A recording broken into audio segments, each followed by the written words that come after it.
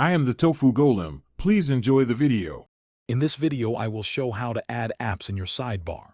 First, open your web browser or application. Next, navigate to the Settings or Preferences menu, usually found in the top right or left corner.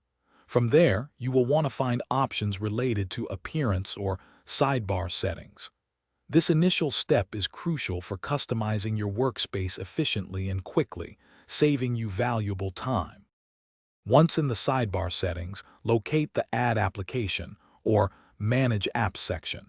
Here, you can browse through a list of available applications or use a search bar to find a specific one. Simply select the desired app you wish to include. This allows for a personalized experience, ensuring your most used tools are always within easy reach, enhancing your daily workflow. After adding your chosen applications, you can easily organize them. Use a simple drag and drop motion to reorder their positions, placing your most important apps at the top.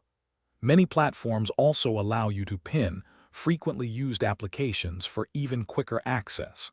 Some sidebars offer options to adjust their size or visibility, giving you full control over your screen real estate. Finally, remember to confirm your changes to save your new, customized sidebar layout. With your favorite applications now readily accessible, you can enjoy a significantly more efficient workflow.